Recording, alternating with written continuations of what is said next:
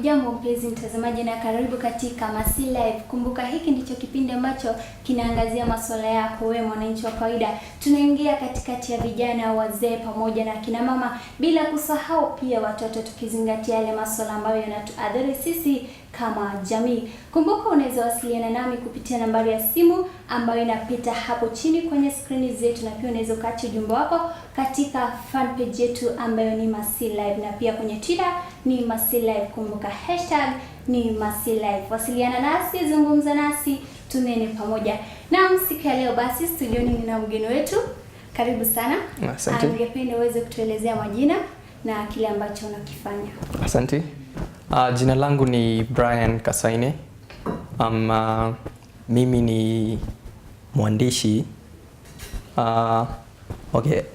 Nitatumia Kiingereza kidogo. Sawa. Kiswahili chako ni mzuri sana. Okay, my name is Brian Kasaine. I'm a writer, a speaker and a management specialist. I'm also a student at the Cooperative University College of Kenya, pursuing a degree in cooperative business. Naam, shukrani sana Bwana Brian. Ningependa kwanza uweze kutupa historia yako kidogo. Nikijaribu kuangalia wewe ni kijana na vijana ndio siku hizi wanajihusisha na mambo mengi. Labda uweze ukatuambia umefanya nini kuepukana na yale masuala ya vijana kama madawa ya kulevya, pombe, mambo kama yale. Okay. Historia yangu, I joined high school in 2009. And then saa hizo sikuweza kuepukana nazo. Nijitosa pale ndani. Yeah, nikajitosa pale ndani because of peer pressure. And I found myself deep in drugs and other things. And I remember between Form 1 and Form 2 nimesomea kwa shule 4. Form 1 and Form 2 only. Form 1 and Form 2. Yeah. Every year transfer ama ilikuwa vipi? Yeah, transfer. The first school ilikuwa transfer. But then later on the other schools tunafukuzwa, sometimes tuna strike and then ninafukuzwa nyumbani. Kama mmoja wale. Yeah. Also you participated in burning schools? Hapana. Hapana. Yeah, but later on I thank God because I realized that the problem was that I did not know who I am. I had not discovered the potential in me. So later on, after discovering who I really was, nikaweza ku overcome hizo vitu zote. So kufikia Form 3 hadi Form 4 kwa kijana mzuri. Yeah. Okay, na labda ni kipi hicho ambacho kilikupa wewe mwenyewe ukaona kutumia madawa it's not the right way to go? First of all, friends. God happened to introduce some really good friends in my life. Friends who are not doing drugs. So unajua wakati umezungukwa na marafiki ambao hawafanyi kile unafanya na wanakupenda. So they don't point fingers to condemn, they point fingers to correct you because they love you. So nikaanza ku realize what I'm doing is not good. I'm only draining the life that God gave me. And I remember one of my mentors aliniambia, Brian, drugs are a short-term gain for a long-term pain. Na vitu kama hizo zikanisaidia. Na kanisa, siwezi sahau kanisa, my spiritual mentors. Na labda vitabu ambavyo mnaviandika ama vile vitu ambavyo mnaviandika labda vinahusiana na maisha yako, jinsi ulivyobadilika, your transformation life? Yeah, kweli kabisa. Kama kuna kitabu ninaandika purely about my life, about all what I've gone through. Drugs na hizo zote na transformation yangu pale ilianzia. And then I also do poetry, mashairi. Naelewa. Yeah, spoken words. And napenda pia short stories. So I also write short stories and I'm a blogger. Okay. Yeah. Kuna kitabu ambacho labda umekamilisha, our viewers can buy them, you know, katika hisho tunazingatia mambo kama yale. Wale watu ambao labda walikuwa wabaya katika jamii na jamii naona kwamba hawezi kufanya kitu fulani, ndio labda tunazingatia. Na pia kuna vijana ambao labda wanatamani kufanya kitu kama kile. You understand, others wamefanya teaching, literature, but composing a book or a story for someone to read inakuwa ni vigumu. Labda wewe ulifanya nini ndio uweze kuandika kitabu, mambo kama yale? Okay, first of all, tumekuwa tukiambiwa that mostly we need to manage time. But one of my mentors told me that it's not all about time management. It's about focus management. Nikiwa high school, kuna hizi lens, I remember convergence lens ama convex lens, nimesahau kitu kama hiyo, physics ilinikalia sana. Convergence lens ukiweka hivi juu ya mkono yako na uko pali kuna jua, itakuchoma. Simply because it has taken all the rays of the sun and concentrated them to one point, so it can light a fire. The same way, if you can concentrate your focus on one thing, you decide, I want to write this book, you will finish it. It's all about focus. Ni ile kuwa na focus na kujua kile ambacho unakitaka na kukifuata zaidi. Kabisa. Bwana Brian, unafanya poetry na spoken word. Utatupa poetry moja? Kabisa. Okay. Saizi? Okay. The camera? Yeah. In my life, I've realized that there is one person who blocks me from achieving my goals. There's one person who hinders me from becoming who I want to be. And that person is myself. So I decided to stand in front of a mirror and apologize to the man in the mirror. Apologize to myself. I'm sorry that in the fight I promised you that I would stay. But when things got tough, I went away. I'm sorry they gave me the mic to speak, but I was shy. I never had the courage to try. I made you cry. Sorry, I took away from you the chance to smile. I'm sorry, I promised you that I would thrive. But now, all I do is survive. My promises have just been promises. Heartbreaks of being your mistress. Count it all my mistakes. I'm sorry, I listen more to dream killers and listen less to Les Brown, and he tells me that it's not over until I win. I'm sorry, because this isn't the last time that you're hearing the word sorry. You'll probably hear it again. Sorry is now a story. If it was a building, it would be 10-storied. Should I put it down on paper for you to read? So many times you tell me that action is what you need, but I go ahead and pluck out your potential like a weed. I'm sorry, I'm so careless that I lose hope. You paint your dreams, but then I come after you and taint. Your eyes see farther than mine. You keep telling me of there, where we will dine. Our name will be in the limelight. You're not lying, right? I need you to forgive me. Because now I understand that things will always be rough if I don't get tough. My dream will be a deferred dream, trimmed and killed if I don't believe and live it. Why should I die before I die? I am the wounded lion that is still roaring, the broken fighter who's still rising despite a series of beating. People all over me are shouting, asking me to give up, but I will not give up because I understand that they will never respect me unless I give them something to respect. And to all of you out there, I want to tell you that going after your goals is going to be painful. But we do not wash our clothes because we want them to get wet, but because we want them to get clean, and in the process they get wet. A doctor does not inject you because he wants you to feel the pain, but because he wants to treat you, and in the process you feel the pain. The same way, we do not go after our dreams. We do not leave our comfort zones because we want to feel the pain associated with it, but because we want to attain success. And in the process, pain claims our names and makes it look like silence has been silenced. But hey, do not silence the voice of your dream. If you are able to dream it, then you can be able to achieve it and live it. Period. Now, Thank wow, you. Such a wonderful poem. Shukran. Now, tunaenda katika breki kidogo, angalau tupate funda la maji. Tunarejea na Brian akituelezea mengi zaidi kuhusiana na maisha yake, na pia mtazamaji, na tumeweza kusikia shairi lenyewe ni la kugusa moyo na pia linaweza kubadilisha. Kumbuka, acha ujumbe wako katika fan page yetu ambayo ni Masi Live, na pia katika Twitter ni Masi Live. Kumbuka #Masi Live, na usisahau pia kumtag Brian. Twitter wanakupata vipi? Twitter utanieleza, hiyo bado imenishinda kidogo. Okay, weka tu #Masi Live, tutamwambia jinsi conversation inavyozidi kuendelea.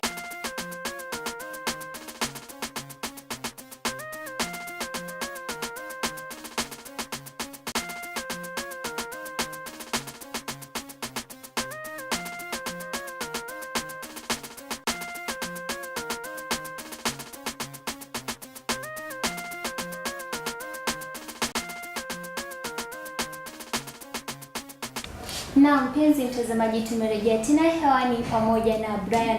Na Brian, Ndio. Labda ukiwa mchanga, ndoto yako labda ilikuwa kufanya kosi ipi ama taaluma ipi? Which was your career? Your dream? Okay, nikiwa mchanga bado sikuwa nimejielewa. So kuna wakati I wanted to do actuarial science. But then later on nilikuja kujielewa nikiwa hapo form 3. And nika realize there's something about journalism that gets my attention. So I wanted to do journalism. Yeah, but saizi I found myself doing a business course. Yeah, business was my, let's say, my second passion, but I wanted to do journalism. But I found myself in a business course, and I still love it because I'm majoring in management. Na management iko na mambo mengi ya leadership, and it's leadership that I love. Labda siku moja unapania kuwa president wa Kenya ama? President wa Kenya hapana, lakini saizi already I call myself a president. Yeah, I love saying that I'm the president of the state of my mind, because whatever happens in my mind, mimi ndo niko na control. I can allow negativity or positivity. Na hivi Brian, nikijaribu kufuatilia hivi naona labda uko Dar es Salaam na kuona unatembea sana. Unatembea kufanya nini? Kupeana talks, spoken word ama? Wakati nilijiunga na chuo kikuu, I found some people who were doing motivational talks kule. And in the process nikaweza kupatana na one of my mentors anaitwa Steve Mudusi. He runs a mentorship company, PDC Talks, Personal Development Challenge. So I joined them currently, now Saidia as the programs coordinator. So it's a company and we are on a mission to develop personal and corporate potential. And God has been good to us. Milango imefunguka. So ndo tukaalikwa kule Dar es Salaam. Tuende huko kupeana talks na pia nifanye hizo spoken words. Na hivi mbona Kiswahili chako hakijabadilika? Unajua Kenya tukienda UK, we come tukiongea na mapua. Kiswahili huko ni ngumu sana. Ni ngumu sana na lakini ninajaribu. Na hivi spoken word na poetry inakupa riziki? Yeah. Lakini siwezi sema ni ile riziki kama full time ya kila saa. Okay, what we do, we do volunteer work. Yeah, we do volunteer work because like I said, nimekuwa huko kwa drugs, nimefanya drugs and all that. And saizi when I look back, I realized that if I had not turned away from those things, ningekuwa nimepotea kabisa. So that's why I don't want others to go down the road I went. So we do volunteer work, but of course sometimes unapata pahali someone wants to pay you. So wakati huo wanakulipa. Yeah. Kwa hivyo bado jamii haijakubali spoken word kama vile imekubali muziki na mashairi. Inakuwa ni vigumu kupenetrate labda kwenye market. Yeah, hiyo ni ukweli kabisa. Our society saizi, they have not really embraced spoken words. Because hata ukiangalia spoken word poets, most of them are not known. Yeah, si kama venye muziki imekuwa embraced.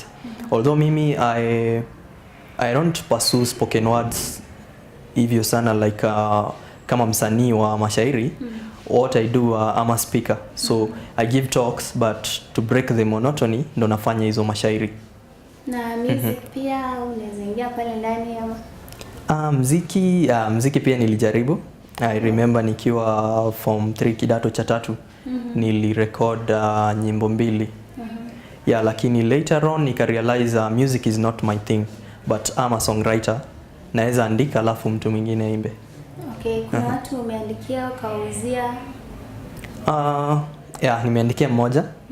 Lakini sikumuuzia. He was a close friend and I love promoting good work. I love lifting others up. Because someone said if you want to go up, lift others who are below you, and as you're doing that utajipata wewe mwenyewe pia umeenda juu. So kuna mmoja niliandikia. Ni vizuri hivyo na ameimba wimbo wenyewe. Ndio. Utatuambia ndio tuweze kutafuta. Na Brian, kuna swala ningependa tulizungumzie. Vijana hivi sasa ukijaribu kutoka kila pahala unasikia sponsor, sijui nini. Na hivi majuzi kule UK kuna kijana ambaye aliolewa na mbikizee wa miaka 71 na alikuwa miaka 17. Hivi mbona vijana wanajitoza katika mapenzi ya watu wenye umri ambao umewazidi? Okay, swala kama hilo I believe ni lack of knowledge. And si hii knowledge tu ya kawaida, lack of knowledge of who you are and your assignment here on earth.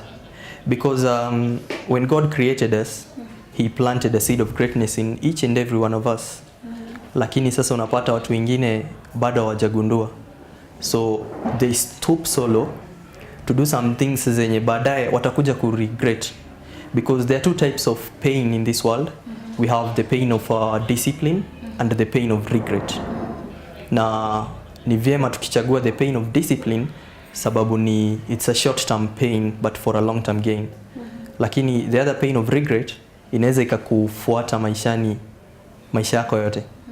So wow, I think they really don't know who they are and hiyo si nzuri kabisa. Kuna mama moja ambaye amekujia sugar mami akakwambia Brian kuna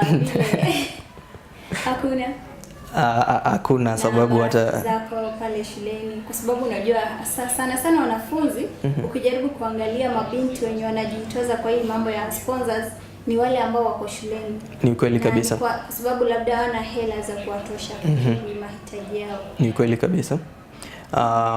Wako wengi sana.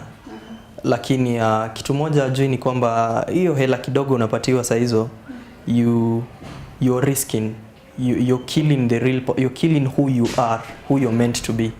And sooner or later watakuja tu ku regret.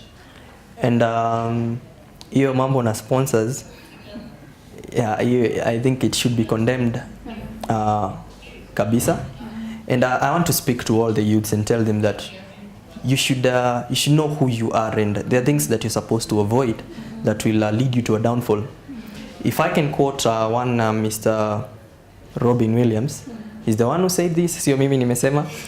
Robin Williams said, this one goes out to all the youths, vijana kama mimi, especially the males.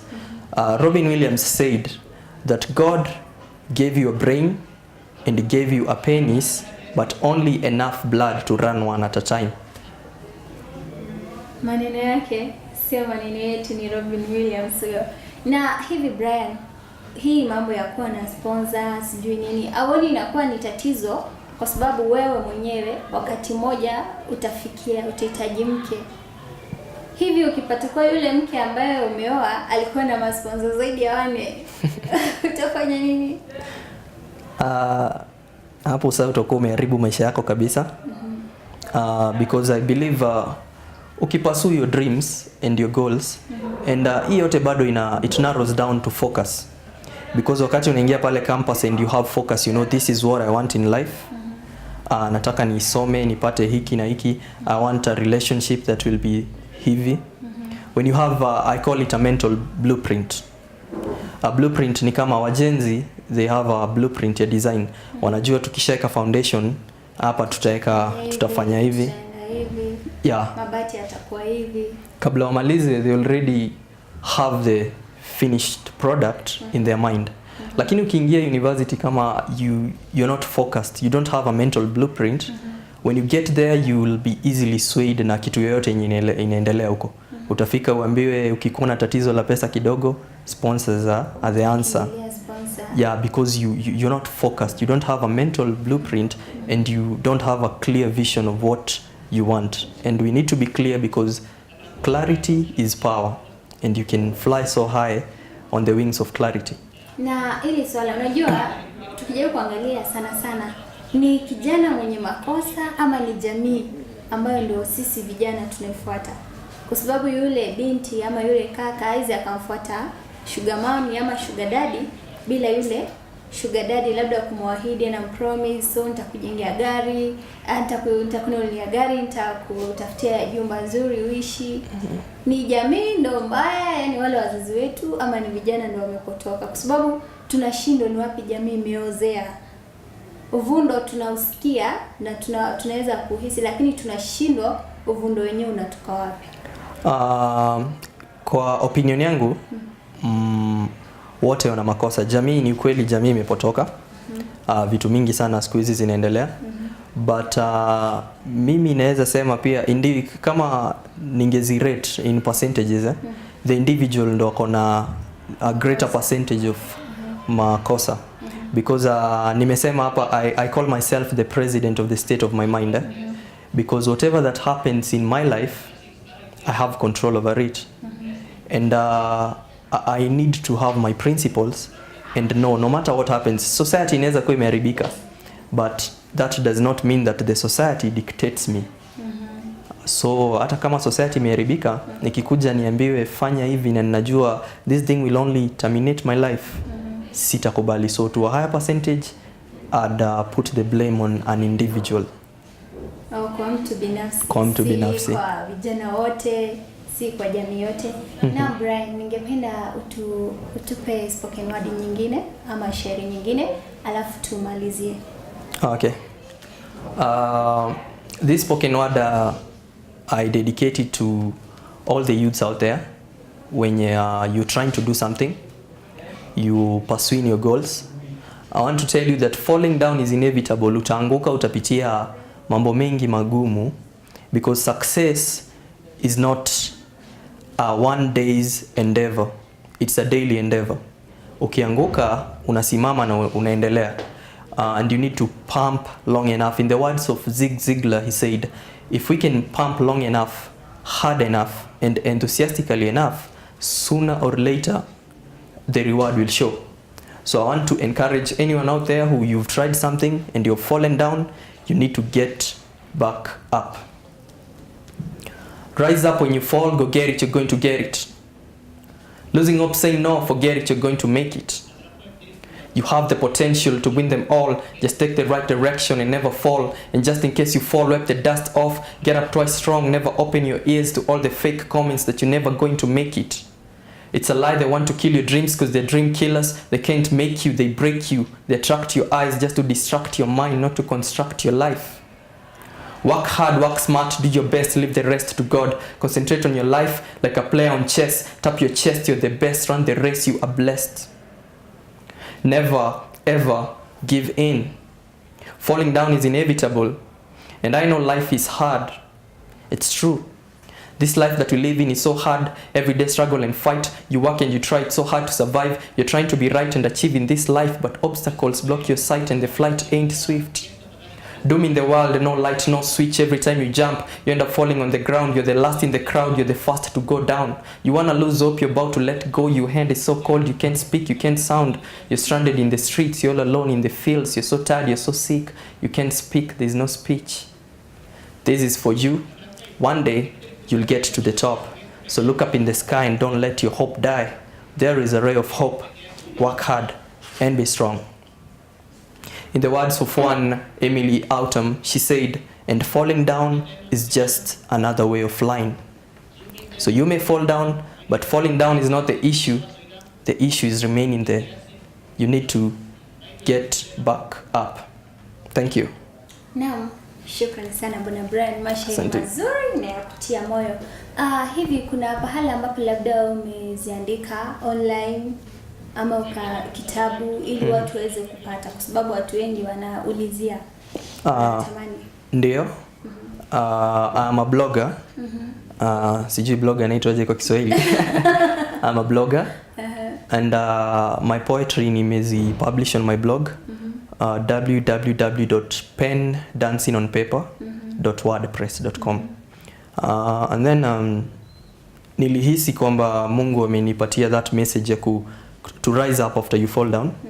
I'm a Christian and I happened to be motivated by the story of King David. So King David, he conquered Goliath, akaua Goliath, and that was a great success. But later on in the same story, we see King David, it reached a point and he fled from Saul and went to King Achish. And when he got there, he was scared. Na ili kujiokoa, he pretended to be insane. He let saliva run down his beard akakwaruza milango. He pretended to be insane simply to save his skin. Yet is the same David mwenye alikuwa ameua Goliath. But story yake haikuishia hapo. Later on he rose up and became the king of Israel. So nikakuwa na that message that the issue is not in falling down. The problem is in refusing to rise up after you fall down. And that led me, it guided me, it was the motivation behind writing an ebook.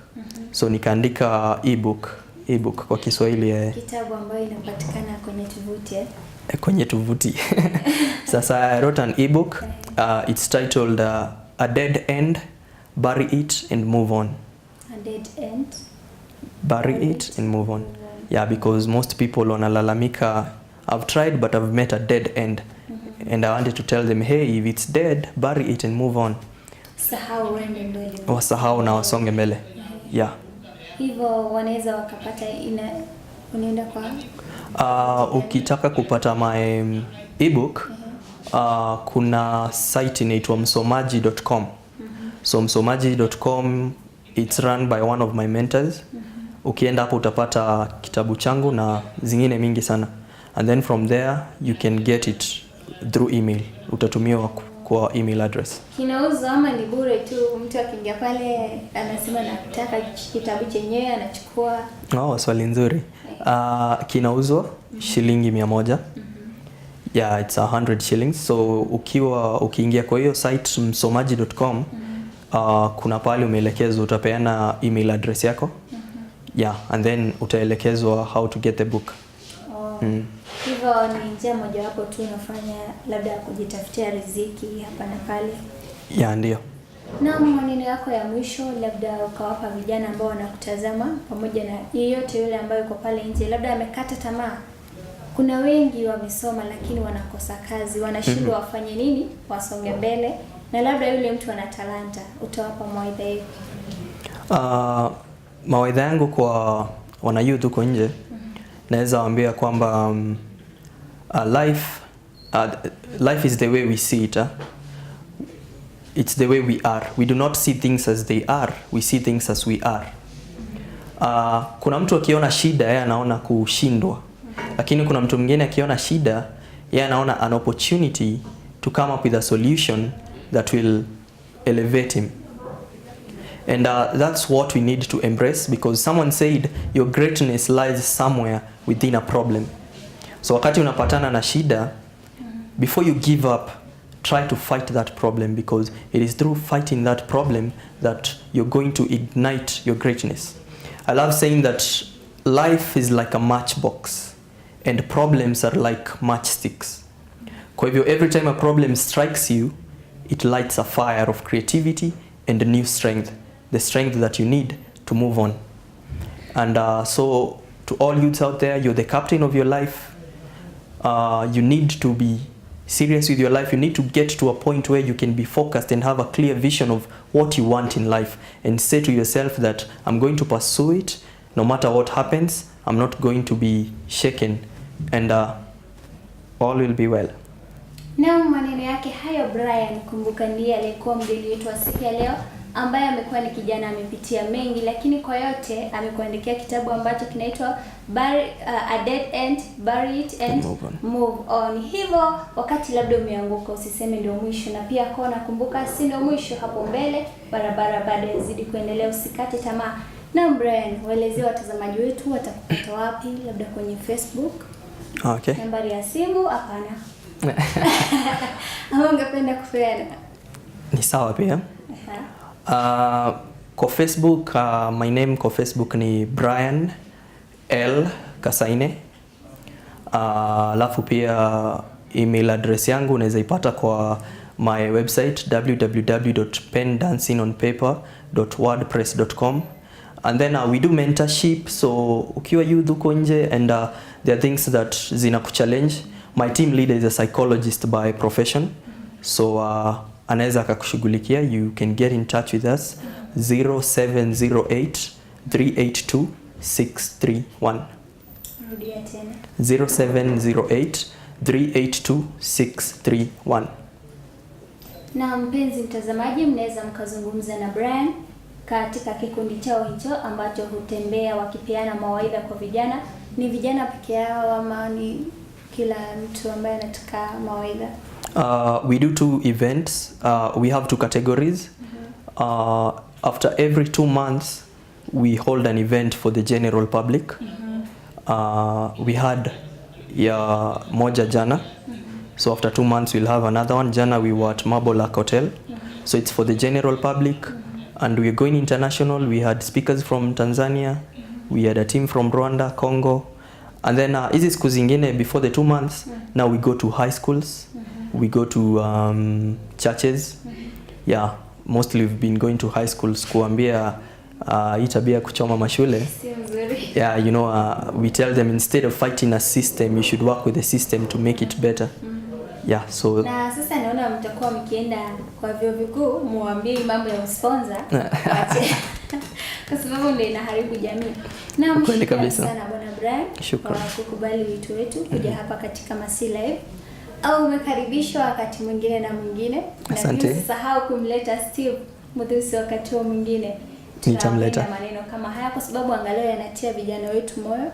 Na pia wakiona jinsi kijana mwenzao anafanya, anaandika vitabu, anasema maneno kama yale ya spoken word. Unajua tukiona kwenye runinga peke yake ama labda tukiona wale Waingereza wakifanya tunasema walijaliona talanta na kumbe hapa nchini Kenya tuna talanta kama hizo. Kweli kabisa. Nzuri kabisa. Hongera, endelea kuandika mashairi na naomba pia uweze kutunga za Kiswahili jamani. Kiswahili imekuwa ngumu kidogo. Kiswahili imekuwa ngumu. Tutakufunza. Sasa pia tuna shule ya kufunzana Kiswahili. Alafu uandike kwa lugha ya Kiswahili. Kitabu cha Brian ambacho kinapatikana kwa tovuti yake ni tovuti msomaji.com. Kitabu chenyewe ni The Dead End, Bury It and Move On. Na pia unaweza ukapata spoken word zake kupitia tovuti yake ambayo ni www.pendancingonpaper.wordpress.com. Usome maneno ya busara pale ili maisha yako yazidi kusonga vizuri na vizuri. Imekuwa ni wakati mzuri sana. Nimeshukuru kwa kuzidi kutazama Masi Live.